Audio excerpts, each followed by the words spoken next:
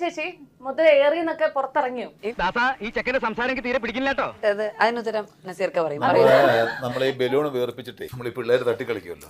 ഒരു തട്ട് കിട്ടുമ്പോൾ ഈ ബലൂൺ മേലോട്ട് പോകും. എയർലൈൻ ആ പോയ ബലൂൺ ഞാനാണ്. ഞാൻ തന്നെയാണ്, യാതൊരു സംശയവും വേണ്ട. ബലൂൺ ഇങ്ങനെ താഴെ വരുമ്പോ നിലത്ത് മുട്ടാതെ അടുത്ത തട്ട് കിട്ടും.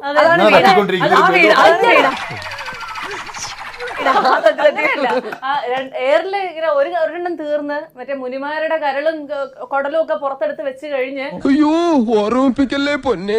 അതൊന്നും സാരമില്ല, ഇവന് ഇതൊക്കെ പതിവാ. ഞങ്ങള് വിചാരിച്ചു തീർന്നോന്ന് വിചാരിച്ചു. അപ്പതാ പോയി ഡാൻസ് കളിച്ചു. അടുത്ത ശീലായിപ്പോയി, മാറ്റിക്കോളാം. മാറ്റണ്ട. എന്ത് ചേച്ചി ഇത് എങ്ങനെ സാധിക്കുന്ന ഇങ്ങനെ നിനക്കതൊക്കെ എങ്ങനെയാ സാധിക്കുന്നത്? അറിയില്ലടാ, അത് പണ്ട് മുതലേ എങ്ങനെയാന്ന് തോന്നുന്നു. ഇൻബോൺ ടാലന്റ് ടാലന്റ് ആണ്. ഭയങ്കരം തന്നെ. എന്തോ എയറുമായിട്ടൊരു പ്രത്യേക ബന്ധമാണ്. ഒന്നുകിൽ ആൾക്കാർ പറയും ഞാൻ എയർ പിടിച്ച് നടക്കുന്നതെന്ന്, ഇല്ലെങ്കിൽ ഞാൻ എയർ പറഞ്ഞു നടക്കും. എപ്പോഴും flying flying or flying always up in the air. ഒരു കള്ളനും പോലീസും കളിച്ചാലോ? നിങ്ങൾ എല്ലാരും ഉൾപ്പെടുത്തിക്കൊണ്ട് അത് പോലീസ് ആർക്കാണോ കിട്ടിയത് അയാൾ കള്ളനെ കണ്ടുപിടിക്കണം. കള്ളിയാണേലും മതിയോ? എന്താ ലോട്ടൊന്നും എടുക്കാതെ ഞാൻ പറയുന്നത്.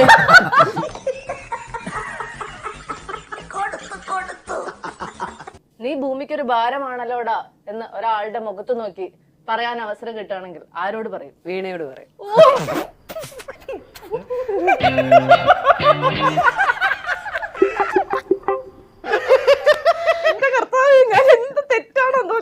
നീ വാ പൊളിക്കരുത്. നവ്യ നായർ എന്ന് പറയുന്ന ഒരു ആർട്ടിസ്റ്റ് നമുക്ക് എപ്പോഴും ഭയങ്കര ഒരു മോഡേൺ ആയിട്ടുള്ള ആളായിട്ടാണ് തോന്നുന്നത്. പക്ഷെ ഏത് റൂട്ടിലേക്കാ വണ്ടി തിരിക്കണേന്ന് എനിക്കിപ്പോ മനസ്സിലായി. പക്ഷെ നവ്യ ചേച്ചി വരുന്ന സിനിമകളെല്ലാം ഇപ്പൊ ഒരുത്തിയാണേലും ജാനകിയാണേലും ആ ഒരു മറ്റേ പച്ച മലയാളിയായിട്ടാണല്ലോ കടന്നു വരുന്നത്. അതുകൊണ്ട് ഇപ്പൊ എന്താ അങ്ങനെ തോന്നിയിട്ടുണ്ടോ? പുച്ഛം അത് പറയുമ്പോ പുച്ഛമില്ല, പച്ച മലയാളിയായിട്ടാണല്ലോ വരുന്നതൊക്കെ. പച്ച മലയാളി കൊള്ളൂല്ലേ? അതല്ല ഉദ്ദേശം, ഞാൻ മാറി.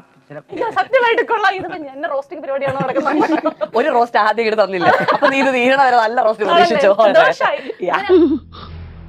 എന്തു വേണ ചെയ്തോ, പക്ഷെ ദേഹോപദ്രവം ഏൽപ്പിക്കരുത്. സിനിമക്കാർക്ക് കുറച്ച് ഗമ കൂടുതലാണെന്ന് തോന്നിയിട്ടുണ്ടോ? സിനിമക്കാർക്കല്ല, അത് മനുഷ്യർക്കാണിത്. ചിലപ്പോ ഇന്റർവ്യൂ ചെയ്യുന്ന ആൾക്കാർക്ക് വരെ അങ്ങനെ പോവാം.